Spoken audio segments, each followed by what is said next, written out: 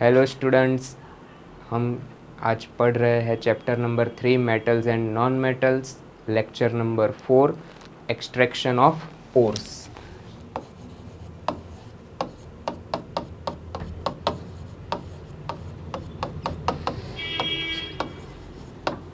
चलिए पहले तो समझते हैं ओर्स मतलब क्या। कोई भी मेटल या तो एलिमेंट हमें 3 जगह से मिलता है। एक तो हमारे एटमॉस्फेयर में से, जो गैसेस होता है वो एटमॉस्फेयर में से मिलता है, जो सॉलिड होता है वो ज़मीन के अंदर से मिलता है, और कुछ ओर्स, कुछ सब्सटेंस, केमिकल सब्सटेंस हमें पानी के अंदर से भी मिलते हैं, जो मिनरल्स हम बोलते हैं, वाटर मिनरल्स। तो उसमें अलग अलग सब्सटेंस है, जैसे मान लो हो गया sodium chloride, potassium nitrate, iron oxide, iron carbonate. सब कुछ ज़मीन के अंदर से मिलता है, पानी के अंदर से मिलता है, कोई कोई गैसेस है तो वो एटमॉस्फेयर में से मिलता है। अब उसमें से हमें कोई एलिमेंट को अलग करना हो, जैसे मान लो हमें मिला सोडियम क्लोराइड, पर हमें उसमें से सोडियम अलग चाहिए, तो उस प्रोसीजर को हम बोलते हैं एक्सट्रैक्शन ऑफ ओर्स, मतलब extraction of metal from its ore. तो मेटल्स टोटल 3 टाइप के होते हैं। एक टाइप होता है हाई रिएक्टिव मेटल्स,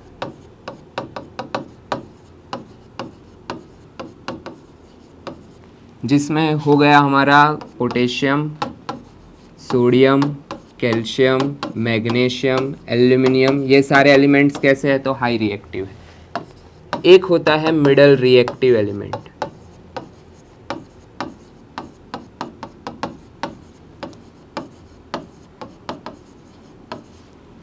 जैसे कि हो गया zinc, iron, lead, hydrogen etcetera. और बाद में आता है लिस्ट रिएक्टिव,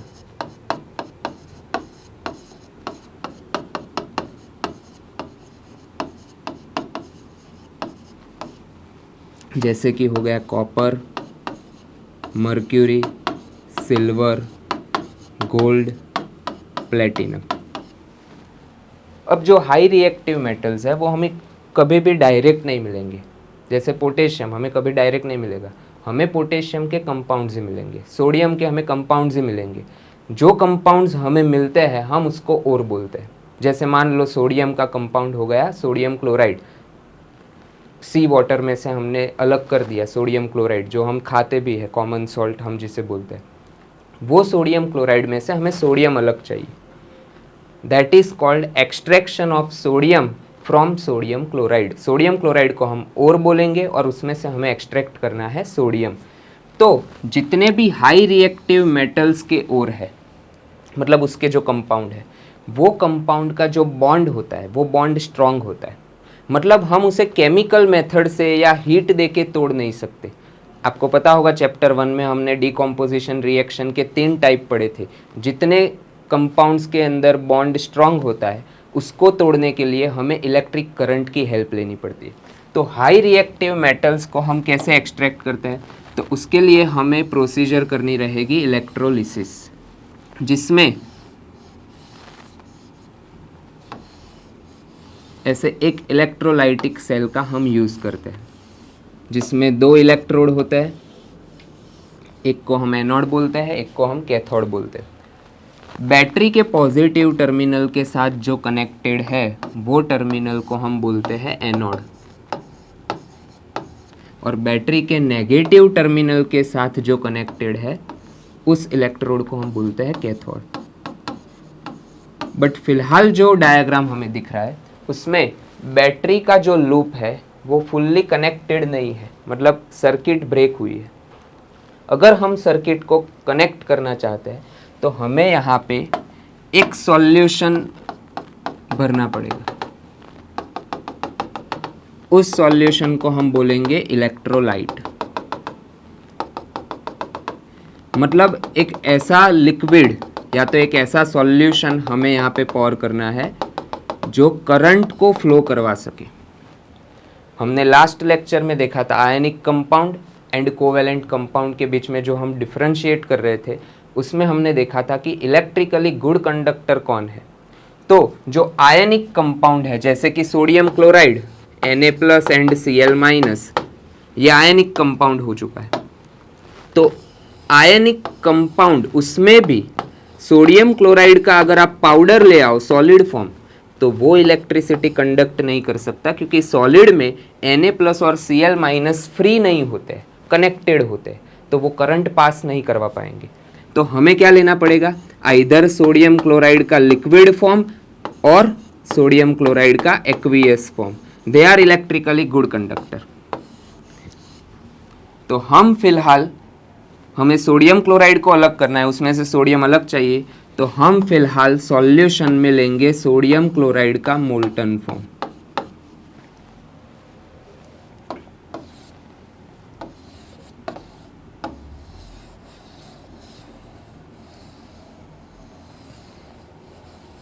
अब सोडियम क्लोराइड के मोल्टन फॉर्म में, मतलब हमने हीट देके उसको सॉलिड में से लिक्विड में कन्वर्ट कर दिया है, तो उसके अंदर दो तरीके के आयंस होंगे, एक होगा Na+ और एक होगा Cl-।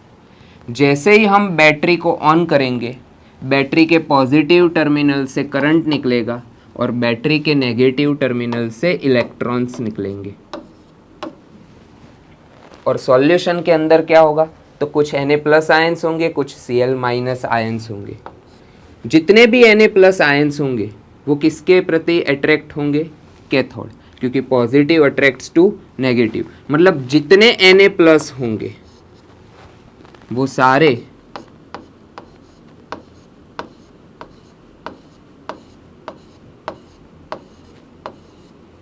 कैथोड से चिपक जाएंगे। जितने भी Cl- होंगे वो नेगेटिव है, तो कहाँ पे अट्रैक्ट होंगे, एनोड पे, इसलिए इनको एनायन बोलते हैं, इनको कैटायन बोलते हैं। तो जितने Cl- होंगे वो सारे कहाँ पे आ जाएंगे, एनोड पे।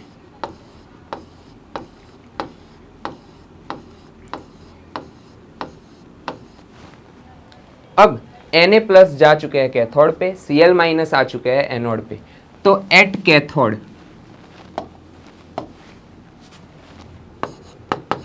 कैथोड, रिएक्शन क्या होगी, कौन पहुंचा है कैथोड पे, Na+। नेचर ने कैसा सोडियम बनाया था, 11 प्रोटॉन्स 11 इलेक्ट्रॉन्स वाला, बट सोडियम ने क्या किया हुआ है, एक इलेक्ट्रॉन किसी को दे दिया है, किसको दे दिया है, क्लोरीन को दे दिया है, तो वो खुद बन चुका है Na+ और पहुंच चुका है हमारे कैथोड पे। कैथोड पे बैटरी के नेगेटिव टर्मिनल से इलेक्ट्रॉन्स आते हैं, तो ये Na+ जिसने पास्ट में अपना एक इलेक्ट्रॉन किसी को दे दिया है, वो बैटरी का एक इलेक्ट्रॉन लेके खुद नेटिव स्टेट में आ जाएगा, मतलब सोडियम एलिमेंट में कन्वर्ट हो जाएगा, और वो जितना भी सोडियम एलिमेंट कन्वर्ट होगा वो यहाँ पे कैथोड पे डिपॉजिट होने लगेगा धीरे धीरे। तो हमें कैथोड के ऊपर सोडियम मेटल का डिपोजिशन दिखेगा। At the same time anode पे क्या हो रहा होगा, धीरे धीरे करके बैटरी के इलेक्ट्रॉन्स कौन ले रहा है, Na+। अब बैटरी के नेगेटिव में से मान लो 1000 इलेक्ट्रॉन्स निकले, तो बैटरी को तो 1000 इलेक्ट्रॉन्स यहाँ पे वापस चाहिए, तो अब बैटरी किसके पास से इलेक्ट्रॉन लेगी, तो उसके एनोड पे जो Cl- आके बैठे हुए हैं, जिसके पास सोडियम का एक इलेक्ट्रॉन एक्स्ट्रा है, तो बैटरी ये एक एक्स्ट्रा इलेक्ट्रॉन ले लेगी और क्लोरीन को कन्वर्ट कर देगी उसके नेटिव स्टेट में, एलिमेंटरी स्टेट में। पर क्लोरीन अकेला रह नहीं सकता, नॉन मेटल है, तो वो Cl2 के फॉर्म में रहता है, तो एक साथ दो क्लोराइड के एक एक एक्स्ट्रा इलेक्ट्रॉन बैटरी ले लेगी और उसको कन्वर्ट कर देगी Cl2 गैस में, और ये दो इलेक्ट्रॉन कौन ले गया, बैटरी। रिएक्शन को बैलेंस करने के लिए अगर यहाँ पे बैटरी को दो इलेक्ट्रॉन मिल रहे हैं, तो यहाँ पे उसके दो इलेक्ट्रॉन जाने चाहिए, मतलब हम ये रिएक्शन को डबल कर देते हैं, मतलब दो सोडियम आयन ने, दो Na+ ने बैटरी के एक एक इलेक्ट्रॉन, मतलब टोटल दो इलेक्ट्रॉन को गेन करके वो दो सोडियम एलिमेंट में कन्वर्ट हो गए। तो कैथोड पे ये रिएक्शन हो रही है, एनोड पे ये रिएक्शन हो रही है। मतलब कैथोड पे सोडियम एलिमेंट डिपॉजिट होता जाएगा क्योंकि वो सॉलिड स्टेट में होता है, और एनोड पे क्लोरीन गैस फॉर्म होगा जिसके थोड़े टाइम के बाद आपको बबल्स दिखने को मिलेंगे। तो ये बबल्स कौन से गैस के होंगे? Chlorine gas. तो इस प्रोसीजर से हम सोडियम क्लोराइड में से सोडियम और क्लोरीन गैस उसको एक्सट्रैक्ट कर सकते हैं। तो ये रिएक्शन थी इलेक्ट्रोलिसिस। ये रिएक्शन को हम प्रीफर कब करेंगे? जब हमें किसी हाई रिएक्टिव मेटल को उसके ओर में से एक्सट्रैक्ट करना हो, तब हमें करंट की हेल्प लेनी पड़ेगी और इलेक्ट्रोलिसिस से हम एक्सट्रैक्शन कर सकते हैं। अब बात आती है मिडल रिएक्टिव मेटल्स की। मिडल रिएक्टिव मेटल्स के जो ओर्स होते हैं, जैसे मान लो आयरन, तो आयरन के ऑक्साइड्स, आयरन के कार्बोनेट, सल्फाइड, वो सब में बॉन्ड कैसा होता है? उतना स्ट्रांग नहीं होता, हाई रिएक्टिव जितना स्ट्रांग नहीं होता, थोड़ा मीडियम स्ट्रेंथ का बॉन्ड होता है। तो वहाँ पे हमें करंट देने की ज़रूरत नहीं है, वहाँ पे हम केमिकल मेथड से भी एक्सट्रैक्शन कर सकते हैं। तो in general middle reactive metals में दो तरह के ओर्स होते हैं। एक होते हैं सल्फाइड ओर्स और दूसरे होते हैं कार्बोनेट ओर्स। और भी ओर्स हो सकते हैं, बट ज्यादातर जमीन के अंदर मिडल रिएक्टिव मेटल्स के सल्फाइड ओर्स रहते हैं और कार्बोनेट ओर्स रहते हैं। तो उनको हम कौन सी प्रोसीजर से अलग कर सकते हैं? तो मान लो हम मेटल ले लेते हैं जिंक, जो कि एक मिडल रिएक्टिव मेटल है। जमीन के अंदर से जिंक का हमें सल्फाइड ओर मिला और किसी और पर्सन को जमीन के अंदर से जिंक का कार्बोनेट ओर मिला। ज्यादातर सल्फाइड और कार्बोनेट, ये दो प्रकार के ओर्स होते हैं। अगर सल्फाइड ओर मिले तो प्रोसीजर अलग है, कार्बोनेट ओर मिले तो प्रोसीजर अलग है। सल्फाइड में कौन सी प्रोसीजर करनी है?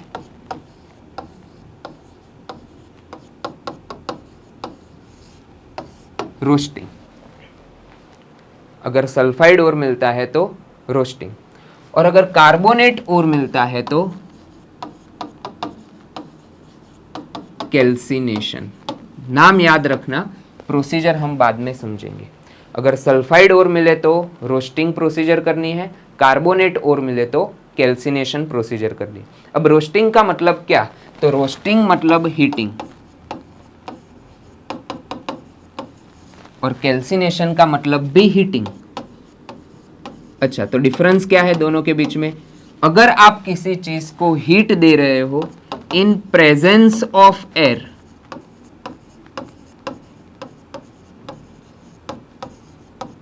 तो आप रोस्ट कर रहे हो, रोस्टिंग कर रहे हो। अगर आप किसी चीज को हीट दे रहे हो इन एब्सेंस ऑफ एयर,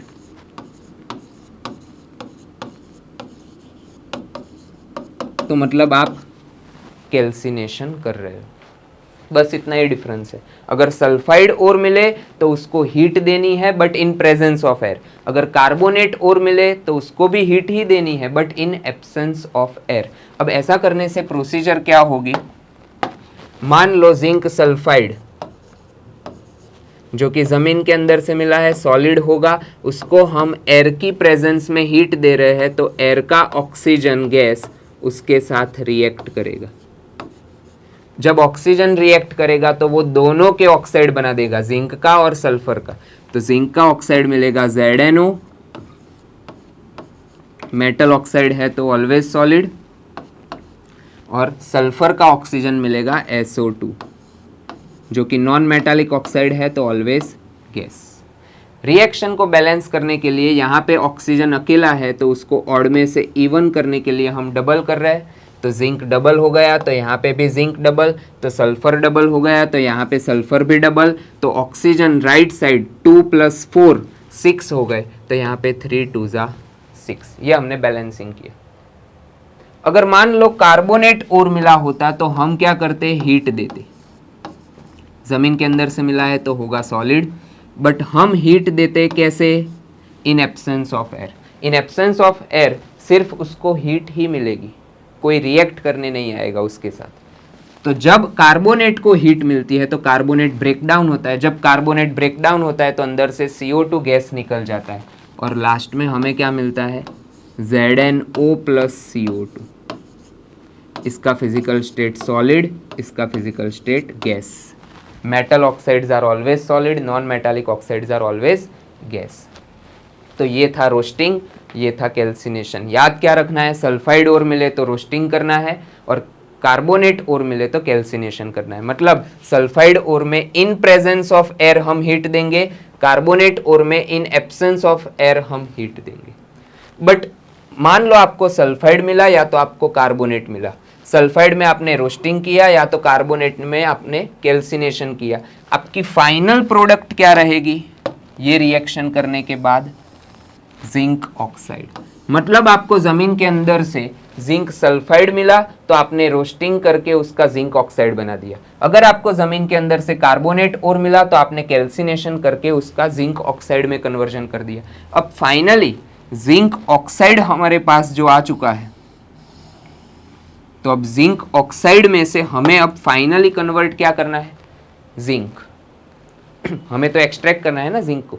तो जिंक ऑक्साइड में से जिंक ऑब्टेन करने के लिए हमें अब कौन सी प्रोसीजर फॉलो करनी है, तो अब हमें करना पड़ेगा रिडक्शन।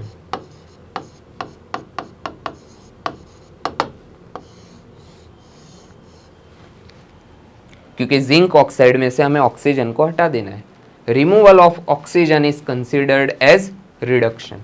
बट रिडक्शन करने के लिए हमें कोई रिड्यूसिंग एजेंट भी डालना पड़ेगा। तो रिड्यूसिंग एजेंट में हम तीन चीज़ों का यूज़ कर सकते हैं, एक तो कार्बन, या तो कार्बन मोनोऑक्साइड, या तो एल्यूमिनियम। ये तीन स्ट्रॉन्ग रिड्यूसिंग एजेंट है। मतलब किसी का भी ऑक्सीजन वो चुरा लेते। मान लो जिंक ऑक्साइड में आप डालते हो कार्बन, तो कार्बन क्या करेगा, ये ऑक्सीजन ले जाएगा और बना देगा कार्बन मोनोऑक्साइड, तो जिंक अकेला रह जाएगा और कार्बन मोनोऑक्साइड गैस बन जाएगा।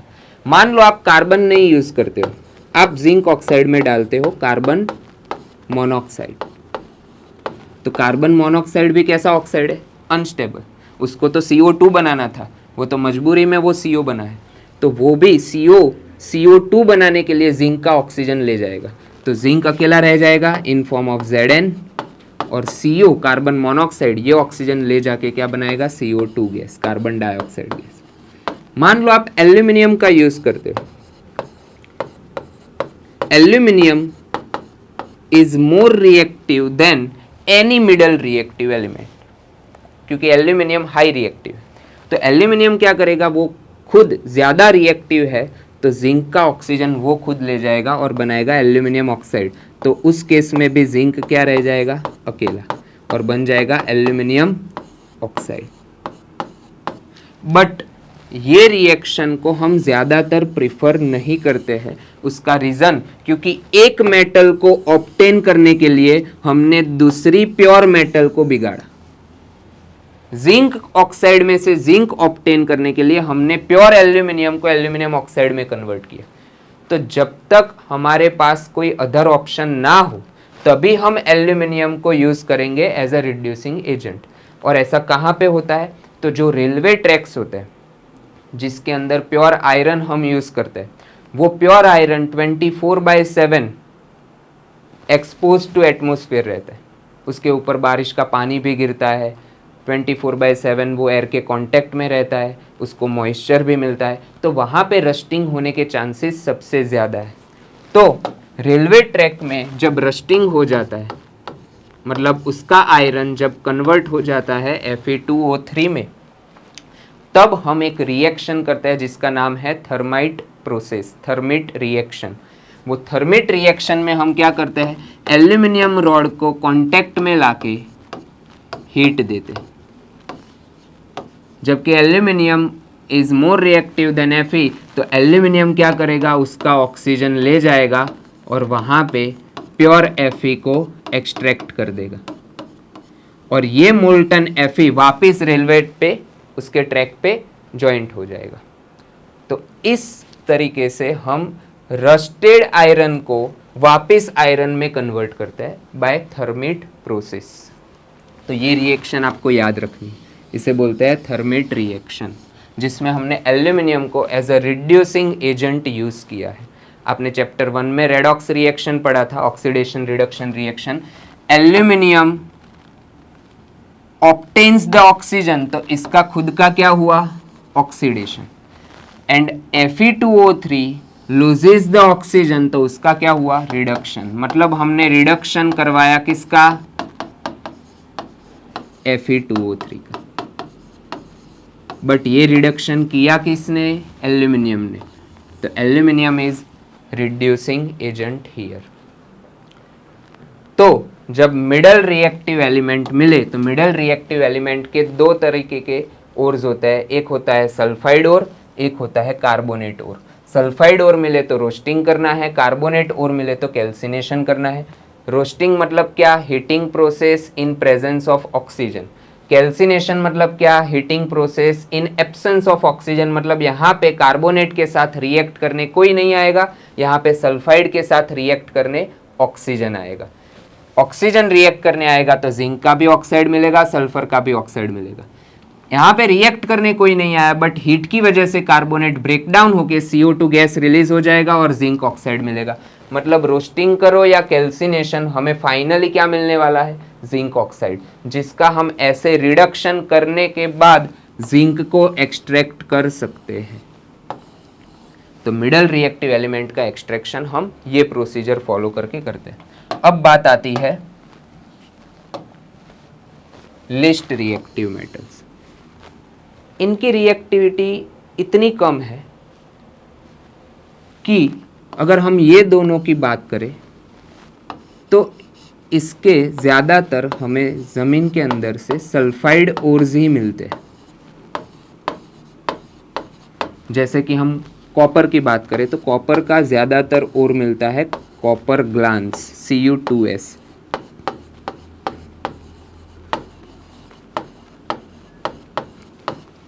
ये ओर का नाम है कॉपर ग्लांस, कॉपर सल्फाइड। अगर हम मर्क्यूरी की बात करें तो मर्क्यूरी का ज़मीन के अंदर से ओर मिलता है Hgs, जिसको ओर को हम बोलते हैं सीनाबार।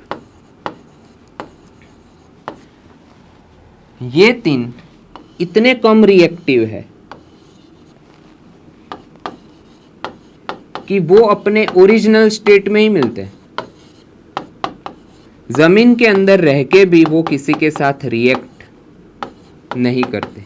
मतलब अगर आपको गोल्ड निकालना है तो ज़मीन में से माइनिंग करके आप सीधा गोल्ड निकाल लें, उसके कंपाउंड्स नहीं होंगे, आपको पूरा गोल्ड ही मिलेगा।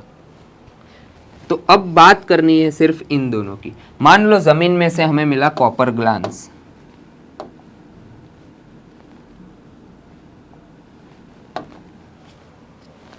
Cu2S। अब जबकि ये सल्फाइड ओर है तो हमें कौन सी प्रोसीजर फॉलो करनी पड़ेगी, रोस्टिंग। रोस्टिंग मतलब इन प्रेजेंस ऑफ ऑक्सीजन हम उसको हीट देंगे। जब ऑक्सीजन रिएक्ट करने आएगा तो क्या करेगा, कॉपर का भी ऑक्सीडेशन कर देगा, मतलब कॉपर ऑक्साइड बनेगा, और सल्फर का भी ऑक्साइड बनेगा SO2। ये ज़मीन के अंदर से मिला था तो सॉलिड होगा, ऑक्सीजन गैस होता है। Metal oxides are always solid, non metallic oxides are always gas. ये ऑक्सीजन अकेला है तो ऑड में से इवन बनाने के लिए उसको डबल किया तो कॉपर हो गया 2 2 जा 4, तो यहाँ पे भी 2 2 जा 4, तो सल्फर 2 बार, यहाँ पे भी सल्फर 2 बार, ऑक्सीजन 2 + 4 6, 3 2 जा 6। तो ये फिलहाल हमने कॉपर ग्लांस का रोस्टिंग किया, जिसमें हमें प्रोडक्ट क्या मिली, क्यूप्रिक ऑक्साइड, कॉपर 1 ऑक्साइड। अब ये जो नया क्यूप्रिक ऑक्साइड मिला, जैसे मान लो आप 1 kg कॉपर ग्लांस लेके ये रिएक्शन करने बैठ गए, 10-15 मिनट्स के बाद 200 ग्राम जितना कॉपर ऑक्साइड बन गया है, बाकी का 800 ग्राम अनरिएक्टेड कॉपर ग्लांस पड़ा है। तो ये जो अनरिएक्टेड कॉपर ग्लांस और जो नया बना क्यूप्रिक ऑक्साइड, वो दोनों ही एक दूसरे के साथ रिएक्ट करने बैठेंगे। मतलब क्यूप्रिक ऑक्साइड जो नया बना था और जो अनरिएक्टेड कॉपर ग्लांस पड़ा हुआ है अभी भी, जिसकी रिएक्शन में अभी भी रोल प्ले नहीं आई है, तो वो दोनों हीट की वजह से एक दूसरे के साथ रिएक्ट करेंगे। क्यों रिएक्ट करेंगे? क्योंकि कॉपर का ऑक्सीजन के साथ जो बॉन्ड होता है और उसी कॉपर का सल्फर के साथ जो बॉन्ड होता है वो बॉन्ड वीक होता है। इससे ज्यादा स्ट्रॉन्ग बॉन्ड तो सल्फर एंड ऑक्सीजन एक दूसरे के साथ बना सकते हैं। तो ये सल्फर और ऑक्सीजन मिलके क्या बना देंगे? SO2। तो यहां से सल्फर चला गया, यहां से ऑक्सीजन चला गया, तो बचा क्या? अकेला कॉपर। ड्यू टू हीट वो लिक्विड फॉर्म में होता है। रिएक्शन को बैलेंस करने के लिए यहाँ पे 2 ऑक्सीजन है, तो यहाँ पे 2 ऑक्सीजन, सल्फर एक बार, तो सल्फर एक बार, कुल मिला के कॉपर हुए 2 2 जा 4 + 2 6, तो 6 कॉपर। तो हम कॉपर को ऐसे एक्सट्रैक्ट करते हैं कॉपर ग्लांस में से। मान लो जमीन के अंदर से हमें मिला सिनाबार HgS, जमीन के अंदर से मिला है तो होगा सॉलिड, जबकि ये सल्फाइड और है तो हमें कौन सी प्रोसेस करनी पड़ेगी? रोस्टिंग। मतलब इन प्रेजेंस ऑफ एयर हम उसको हीट देंगे। जब in presence of air heat देते हैं तो ऑक्सीजन उसके साथ रिएक्ट करने आता है। जब ऑक्सीजन रिएक्ट करेगा तो वो मर्क्यूरी का भी ऑक्साइड बनाएगा, सल्फर का भी ऑक्साइड बनाएगा, तो हमें 2 प्रोडक्ट मिलेगी, एक मर्क्यूरी का ऑक्साइड HgO और एक सल्फर का oxide SO2। Non metallic oxide है तो गैस, मेटल ऑक्साइड है तो solid. Metal oxides are always solid, non metallic oxides are always gas. Reaction को बैलेंस करने के लिए यहाँ पे ऑक्सीजन अकेला है तो उसको इवन बनाने के लिए डबल, तो Hg डबल, तो सल्फर भी डबल, और ऑक्सीजन हो गए टोटल 2 2 जा 4 + 2 6, तो 3 2 जा 6। ये हमने कौन सी प्रोसीजर की? रोस्टिंग। अब रोस्टिंग करने के बाद जो हमें मिला HgO, वो हम जो रिएक्शन में हीट दे रहे हैं उसी हीट से खुद ब्रेक डाउन हो जाएगा, क्योंकि इसकी रिएक्टिविटी तो कॉपर से भी कम है। तो HgO का जो बॉन्ड है वो उतना स्ट्रांग नहीं है, तो वो हीट से ही टूट जाएगा और उसमें से Hg हमें अलग मिल जाएगा और ऑक्सीजन अलग मिल जाएगा। ऑक्सीजन का स्टेट होगा गैसियस और मर्क्यूरी जो कि लिक्विड फॉर्म में हमारा मेटल होता है तो उसका स्टेट आएगा लिक्विड। 2 ऑक्सीजन है तो यहाँ पे 2 ऑक्सीजन, मर्क्यूरी 2 टाइम्स, तो मर्क्यूरी 2 टाइम्स। तो हम ये प्रोसीजर से मर्क्यूरी को एक्सट्रैक्ट करते हैं। तो ये था हमारा एक्सट्रैक्शन ऑफ ओर्स, जिसमें हाई रिएक्टिव को हम करंट दे के ब्रेक डाउन करते हैं, मिडल रिएक्टिव को केमिकल प्रोसेस से ब्रेक डाउन करते हैं, और लिस्ट रिएक्टिव को उसको भी हम केमिकल मेथड से ही ब्रेक डाउन करते हैं। मिडल रिएक्टिव में हमें generally sulphide and carbonate ores मिलते हैं। अगर सल्फाइड ओर मिलता है तो हम रोस्टिंग करते हैं, कार्बोनेट ओर मिलता है तो हम कैल्सिनेशन करते हैं। दोनों में हमें फाइनल प्रोडक्ट मिलती है मेटल का ऑक्साइड, तो हम उस मेटल ऑक्साइड का रिडक्शन करते हैं बाय हेल्प ऑफ कार्बन और कार्बन मोनोऑक्साइड और एल्यूमिनियम, और वैसे हम मेटल ऑक्साइड में से मेटल को अलग एक्सट्रैक्ट करते हैं। जो लिस्ट रिएक्टिव है उसमें सिर्फ हमें सल्फाइड ओर मिलते हैं, और उसमें भी लिस्ट रिएक्टिव में कॉपर और मर्क्यूरी के ही सल्फाइड ओर मिलते हैं। सिल्वर, गोल्ड, प्लेटिनम उसकी रिएक्टिविटी उतनी कम है कि हम उसको नेटिव स्टेट में ही हमें वो वापस मिलता है, तो उसकी रिएक्शन नहीं आएगी। But copper glance and cinnabar, उसमें से हम कॉपर एंड मर्क्यूरी ये प्रोसीजर से एक्सट्रैक्ट करते हैं। तो ये था हमारा टॉपिक एक्सट्रैक्शन ऑफ ओर्स। तो हमने टॉपिक में देखा extraction of metals from its ore, जिसमें 3 टाइप के मेटल होते हैं, high reactive, middle reactive and least reactive. High reactive को हम कौन सी मेथड से एक्सट्रैक्ट करते हैं? तो बाय इलेक्ट्रोलिसिस। मिडल रिएक्टिव को कौन सी मेथड से हम एक्सट्रैक्ट करते हैं? तो केमिकल मेथड। केमिकल मेथड में 2 तरह के मेथड थे, एक रोस्टिंग था, एक कैल्सिनेशन था। अगर मिडल रिएक्टिव का सल्फाइड ओर मिलता है तो रोस्टिंग, कार्बोनेट ओर मिलता है तो कैल्सिनेशन। आप रोस्टिंग करो या कैल्सिनेशन करो, आपको फाइनली क्या मिलेगा? उस मेटल का ऑक्साइड, जिसका बाद में हम क्या करते हैं? Reduction by the help of carbon और कार्बन मोनोऑक्साइड और एल्यूमिनियम, जिसमें हमने थर्मिट रिएक्शन को भी देखा था। उसके बाद आता है लिस्ट रिएक्टिव मेटल्स, जिसमें कॉपर एंड मर्क्यूरी उसके सल्फाइड ओर्स हमें जनरली मिलते हैं। कॉपर का सल्फाइड ओर था कॉपर ग्लांस, मर्क्यूरी का सल्फाइड ओर था सिनाबार। और सिल्वर, गोल्ड एंड प्लेटिनम उनकी रिएक्टिविटी उतनी कम है कि हमें उसके ओर्स नहीं मिलते हैं, वो हमें सीधा नेटिव स्टेट में ही मिल जाते हैं। तो ये था पूरा एक्सट्रैक्शन। बट मान लो आपने कोई हाई रिएक्टिव को एक्सट्रैक्ट किया, या तो मिडल रिएक्टिव को केमिकल मेथड से एक्सट्रैक्ट किया, या तो कॉपर ग्लांस है मर्क्यूरी में से, या तो सिनाबार में से हमने मर्क्यूरी को एक्सट्रैक्ट किया, लिस्ट रिएक्टिव को एक्सट्रैक्ट किया। आप जब मेटल को एक्सट्रैक्ट करते हो बाय एनी प्रोसेस, तो आपको जो मेटल फाइनली मिलती है वो कभी 100% प्योर नहीं होती। जैसे मान लो कॉपर ग्लांस Cu2s, उसका आपने पहले रोस्टिंग किया, रोस्टिंग करने के बाद आपको मिला cupric oxide Cu2O, cuprous oxide sorry. तो cuprous oxide and copper glance वो दो ही एक दूसरे के साथ रिएक्ट करने बैठे और उसमें से हमें मिला कॉपर। बट ये जो फाइनली हमें कॉपर मिला वो 100% प्योर नहीं होगा, उसकी प्योरिटी लेवल होगी शायद 80%, 85%। उसके अंदर अभी भी 15 to 20% इम्प्योरिटीज़ रह जाती है।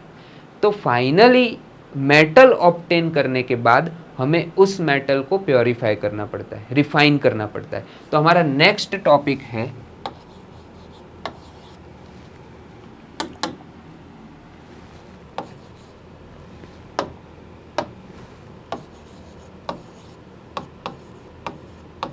Refining of metals.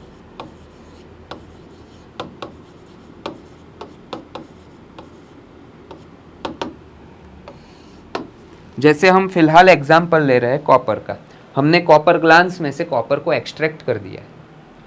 अब हम क्या चाहते हैं, उस कॉपर को जो हमें मिला है कॉपर ग्लांस में से, उसको हम रिफाइन करना चाहते हैं, 100% प्योर बनाना चाहते हैं। तो उसके लिए आपको इलेक्ट्रोलाइटिक रिफाइनिंग मेथड यूज करनी पड़ेगी। मतलब एक इलेक्ट्रोलाइटिक सेल लेना है जिसमें दो तरीके के इलेक्ट्रोड्स होते हैं, एक को हम बोलते हैं एनोड, एक को बोलते हैं कैथोड। एनोड किसे बोलते हैं, तो बैटरी के पॉजिटिव टर्मिनल के साथ कनेक्टेड जो इलेक्ट्रोड है उसे हम बोलते हैं एनोड, और बैटरी के नेगेटिव टर्मिनल के साथ जो इलेक्ट्रोड कनेक्टेड है उसे हम बोलते हैं कैथोड।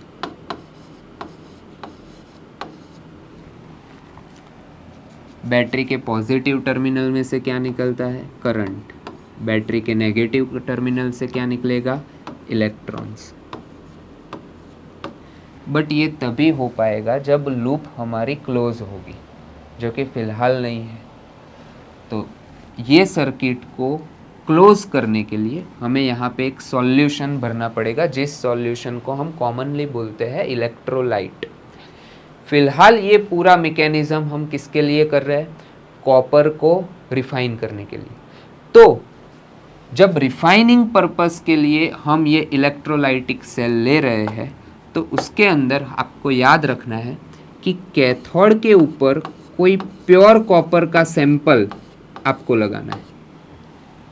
जिस मेटल को आप रिफाइन करना चाहते हो उस मेटल का कोई एक प्योर सैंपल जो पहले से आपके पास होना चाहिए, वो कैथोड पे लेना है। पूरा कैथोड ही उससे बनाना है, प्योर कॉपर से। आपने कॉपर ग्लांस में से जो कॉपर एक्सट्रैक्ट किया हुआ है, जिसे हम बोलेंगे इम्प्योर कॉपर, क्योंकि उसका प्योरिटी लेवल अभी भी 100% नहीं है, वो अभी भी इम्प्योर है। 80 to 85% कॉपर है, बाकी के 15-20% अदर कंपाउंड्स है, इम्प्योरिटीज है। वो इम्प्योर कॉपर का सैंपल आपको एनोड पे लेना है, मतलब पूरा एनोड ही उसी कॉपर से बनाना है। और जो इलेक्ट्रोलाइट हम लेंगे वो कॉपर का कोई भी एक सॉल्यूशन होना चाहिए।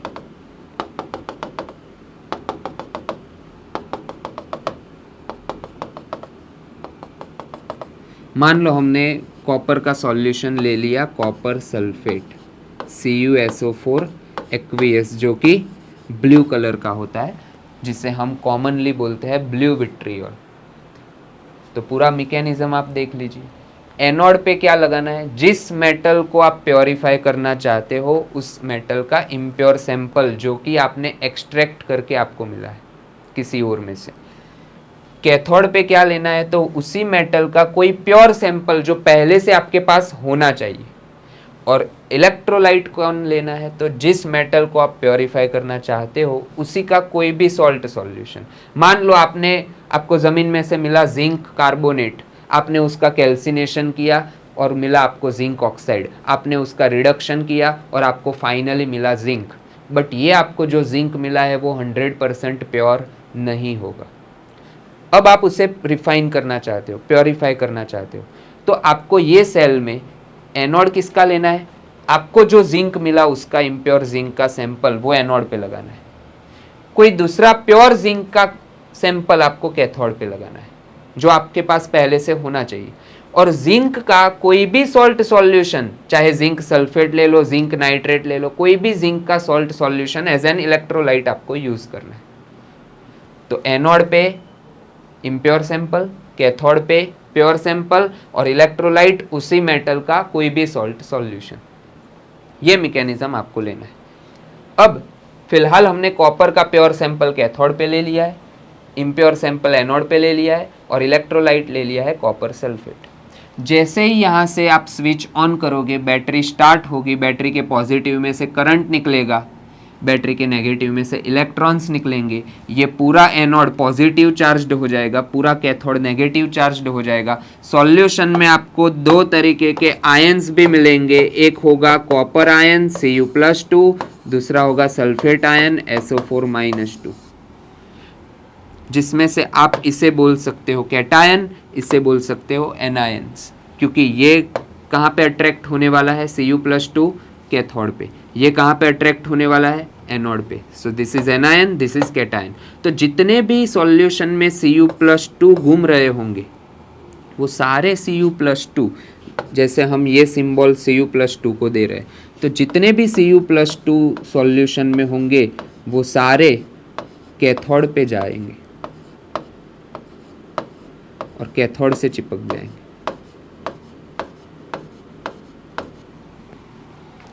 तो कैथोड पे रिएक्शन क्या होगी एट कैथोड, कैथोड पे चला कौन गया, Cu+2 सॉल्यूशन का।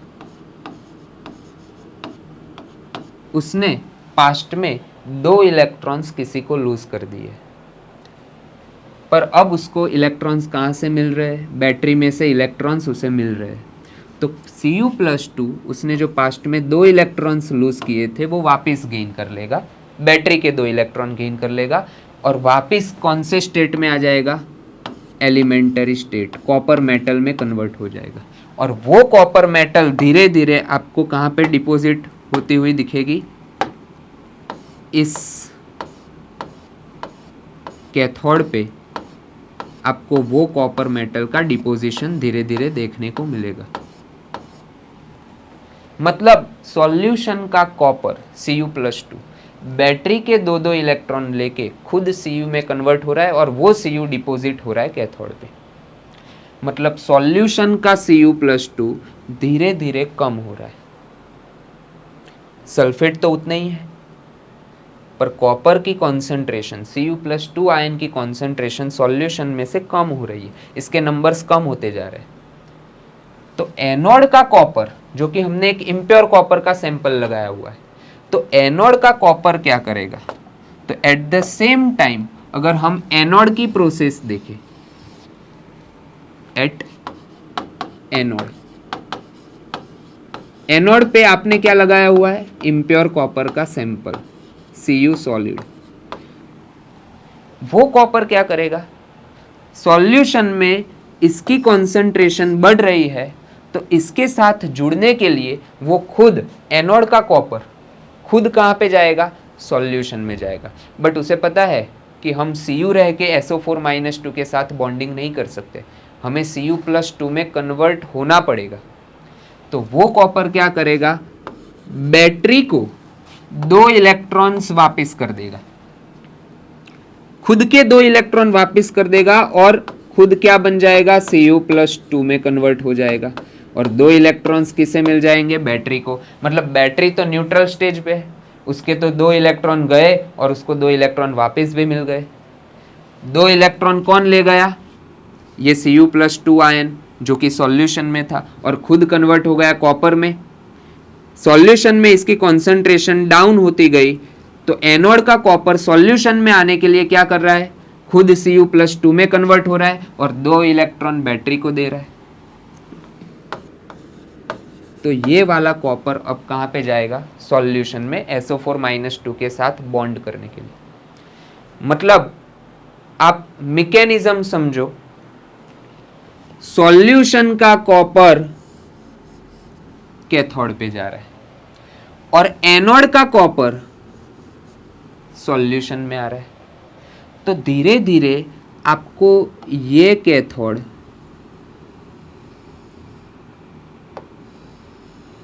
उसकी साइज में आपको डिक्रीमेंट दिखाई देगा। धीरे धीरे एनोड का कॉपर कम होता जाएगा।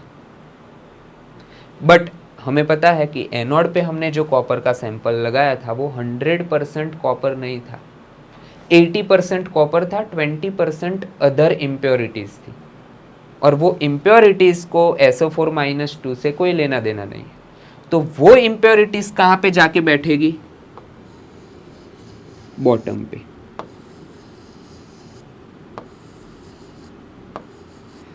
अगर आप ये रिएक्शन को होने ही दो तो एट लास्ट आपको स्टेज क्या मिलेगा, आपका पूरा एनोड खत्म हो चुका होगा। आपने जो इम्प्योर कॉपर का सैंपल लगाया था पूरा खाली हो गया होगा, उसमें से जितना 80% कॉपर था वो सॉल्यूशन में आ गया होगा क्योंकि सॉल्यूशन का कॉपर यहाँ पे गया था कैथोड पे। बट जो 20% अदर इम्प्योरिटीज थी एनोड में वो सारी आपको बॉटम में मिलेगी, जिस इम्प्योरिटी को हम बोलते हैं एनोडिक मड। क्योंकि फिलहाल ये रिएक्शन के लिए ये हमारा वेस्ट है और ये वेस्ट आया कहाँ से, एनोड में से, तो हमने नाम रख दिया एनोडिक मड। एनोड में से आया हुआ वेस्ट, अदर इम्प्योरिटीज। और एनोड पे जो 80% कॉपर था वो तो कहाँ पे चला गया, सॉल्यूशन में। क्यों, सॉल्यूशन में कब जा पाया वो कॉपर, क्योंकि सॉल्यूशन का कॉपर उतना, जितना कॉपर एनोड में से सॉल्यूशन में आया होगा उतना कॉपर पहले सॉल्यूशन में से कैथोड पे गया होगा। और कैथोड की थिकनेस अगर हम देखें तो कैथोड धीरे धीरे थिक होता जाएगा।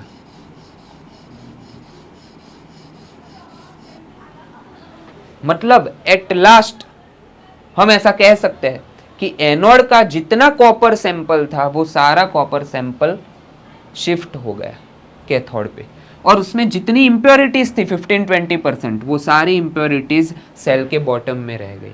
तो इस तरह से हम कॉपर को प्योरीफाई कर सकते हैं, रिफाइन कर सकते हैं। एट लास्ट अगर हम स्टेज देखें, ये कॉपर Cu+2 आयन कहाँ पे था, सॉल्यूशन में से गया कहाँ पे, कैथोड पे। ये जो कॉपर मिला वो कॉपर कैसा था, प्योर, क्योंकि सॉल्यूशन में जो कॉपर होगा वो ही सिर्फ कैथोड पे जाने वाला है और कोई नहीं जाने वाला है। तो कैथोड पे जो कॉपर हमें लास्ट में मिलेगा वो कैसा होगा, प्योर। हमने पहले भी कौन सा सैंपल लगाया था, प्योर कॉपर ही लगाया था। तो प्योर कॉपर के ऊपर दूसरा प्योर कॉपर डिपॉजिट हो गया। एनोड पे क्या हुआ, जो ये कॉपर सॉलिड हमने लिखा है वो एनोड का कॉपर है। मतलब ये कौन सा सैंपल था, इम्प्योर कॉपर। और वो इम्प्योर कॉपर कहाँ पे चला गया, सॉल्यूशन में। मतलब जो प्योर कॉपर था इम्प्योरिटी के साथ, उसमें से कॉपर सॉल्यूशन में गया सल्फेट के साथ, इम्प्योरिटीज गई बॉटम में। तो एट लास्ट रिएक्शन को हम लिखे तो लेफ्ट साइड का टोटल लिख दो। लेफ्ट साइड मतलब Cu+2 प्लस 2 इलेक्ट्रॉन प्लस ये हमारा इम्प्योर कॉपर।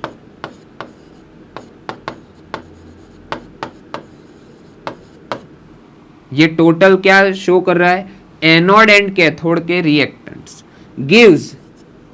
अब टोटल प्रोडक्ट साइड लिख दो एनोड कैथोड की, कॉपर जो कि प्योर प्लस Cu+2 इलेक्ट्रॉन्स। अब देखो, reactant side Cu+2, product side Cu+2, reactant side 2 electron, product side 2 electron. मतलब सॉल्यूशन का कोई नुकसान नहीं, बैटरी का कोई नुकसान नहीं। बैटरी के 2 इलेक्ट्रॉन्स गए, उसे 2 इलेक्ट्रॉन्स वापस भी मिल गए। सॉल्यूशन का कॉपर कैथोड पे गया, सॉल्यूशन को कॉपर एनोड में से मिल भी गया, उसका कोई नुकसान नहीं। बट एनोड का जो इम्प्योर कॉपर था वो डायरेक्टली किस में कन्वर्ट हो गया? प्योर कॉपर में। तो हम इस रिएक्शन को बोलते हैं रिफाइनिंग ऑफ मेटल, जिसमें हमने फिलहाल एग्जाम्पल किसका लिया था? कॉपर। तो हम जब किसी मेटल को उसके ओर में से एक्सट्रैक्ट करते हैं तो हम मेटल तो ऑब्टेन कर लेते हैं, बट वो मेटल कभी भी 100% प्योर नहीं होती है। उसको प्योर बनाने के लिए हमें एट लास्ट ये रिफाइनिंग करना पड़ता है, जिसे हम बोल सकते हैं इलेक्ट्रोलाइटिक रिफाइनिंग। तो ये हमारा पूरा टॉपिक था extraction of metals from its ore. अब हम जाते हैं चैप्टर के लास्ट फेज में। लास्ट फेज है कोरोजन के ऊपर, कि जब हम कोई भी मेथड से मेटल को एक्सट्रैक्ट भी कर लेते हैं, उसको प्योर भी कर लेते हैं, बट वो metal due to the exposure of atmosphere, due to the exposure in water और मॉइस्चर और ऑक्सीजन, जब उस मेटल को एटमोस्फियर का ऑक्सीजन मिल जाता है, एटमोस्फियर में से मॉइस्चर मिल जाता है, या तो डायरेक्ट कांटेक्ट में आता है वाटर के, तो उस मेटल का कन्वर्जन धीरे धीरे किस में होने लगता है? मेटल ऑक्साइड में। So metal gets converted into metal oxide by the exposure of metal into atmosphere, because it reacts with oxygen और मॉइस्चर और वाटर। तो ये मेटल का मेटल ऑक्साइड में कन्वर्ट होना नेचुरली, उस प्रोसेस को हमने नाम दिया है कोरोजन, जो कि हम चैप्टर 1 में पढ़ के आए हैं। बट हमें ये कोरोजन को प्रिवेंट करना हो, किसी मेटल को कोरोड होने से बचाना हो, तो हम क्या क्या प्रिवेंशन मेथड्स अप्लाई कर सकते हैं? तो सबसे पहला हम पेंट अप्लाई कर सकते हैं। जैसे मान लो कोई आयरन आर्टिकल है, हमें पता है कि हमें इसका यूज़ 5-10 सालों के लिए करना है, तो हम खुला आयरन नहीं रख सकते, नहीं तो वो 2-3 साल में तो रस्ट हो जाएगा। जब रस्ट हो जाता है, मतलब टेक्निकली बात करें तो Fe में से पहले हम लाए थे Fe, बट धीरे धीरे कन्वर्ट हो चुका है Fe2O3 में। तो Fe2O3 बनने के बाद उसकी स्ट्रेंथ पहले जितनी नहीं रहती है, क्योंकि अब वो Fe रहा ही नहीं है, वो तो Fe2O3 हो गया है, उसमें स्ट्रेंथ नहीं है। तो हमें अगर Fe का Fe ही रखना हो तो उसको कोरोजन होने से बचाना पड़ेगा, और उसके लिए हमें एटमॉस्फेयर का डायरेक्ट कांटेक्ट ब्रेक करना पड़ेगा। उस कांटेक्ट ब्रेक करने के लिए हम उसके ऊपर क्या अप्लाई कर सकते हैं? पेंट। पेंट अप्लाई कर दो तो उसका लाइफ स्पान जो है वो 2-5 साल के लिए बढ़ जाएगा। अगर मान लो पेंट अप्लाई ना करना हो तो आप इनेमल भी अप्लाई कर सकते हो। अब इनेमल भी पेंट जैसा ही एक सॉल्यूशन है, बट पेंट है अवेलेबल तो इनेमल क्यों लगाए? कभी कभी क्या होता है, मान लो कोई आयरन आर्टिकल है, उसके ऊपर हमने ब्लैक पेंट कर दिया, चलेगा, आप कोरोजन से उसको प्रिवेंट कर रहे हो। बट कभी कभी मेटालिक आर्टिकल्स ऐसे होते हैं जिसका पेंट लगने से उसका शो बिगड़ सकता है। जैसे मान लो कोई स्टील की ग्रिल है, उसके ऊपर अगर हम ब्लैक पेंट कर दे तो कैसा लगेगा? तो उसको अगर कोरोजन से प्रिवेंट करना हो तो हम पेंट नहीं कर सकते। पेंट करेंगे तो उसका जो लुकआउट है मेटालिक, वो ही चला जाएगा, कोई मीनिंगलेस हो जाएगा। तो उसके ऊपर हमें ऐसा कोई प्रिवेंशन मेथड यूज़ करना है जिससे उसका मेटालिक लुक ना जाए, वो मेटल वैसा ही दिखे, मेटल जैसा।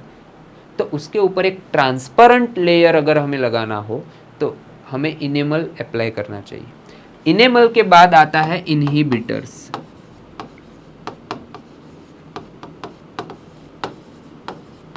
इनहिबिटर्स ये ऐसे केमिकल कंपाउंड्स है जो कि स्ट्रांगली अटैच्ड रहते हैं।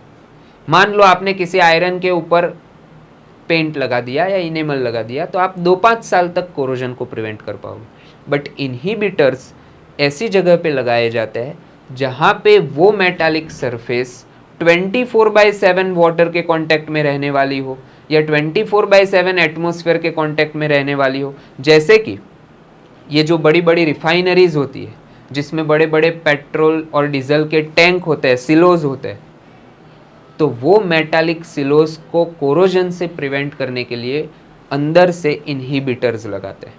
तो रिफाइनरी की जो बड़ी बड़ी सी टैंक होती है उसमें मेटल सरफेस पे इनहिबिटर्स लगे हुए होते हैं। तो ये सारे मेथड्स है, पेंट अप्लाई करो, इनेमल अप्लाई करो, इनहिबिटर्स अप्लाई करो, तो आप कोरोजन से प्रिवेंट कर सकते हो मेटल को। एक और मेथड है गैल्वेनाइजेशन।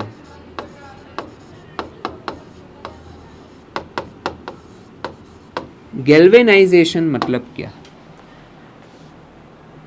गैल्वेनाइज्ड किया हुआ आयरन वो जनरली हम शिप में यूज करते हैं। जैसे मान लो शिप पूरा आयरन से बना हुआ है, 24/7 उसकी सरफेस पानी के ऊपर रहने वाली है, 24/7 उसे सी वाटर मिलने वाला है, तो सी वाटर के कांटेक्ट में रहने वाली। तो उस आयरन को कोरोजन से हमें स्ट्रांगली प्रिवेंट करना पड़ेगा। तो हम स्ट्रांगली प्रिवेंट कैसे करते हैं? तो आयरन के ऊपर, जो भी आयरन की सरफेस है उसके ऊपर हम जिंक का कोटिंग कर देते हैं।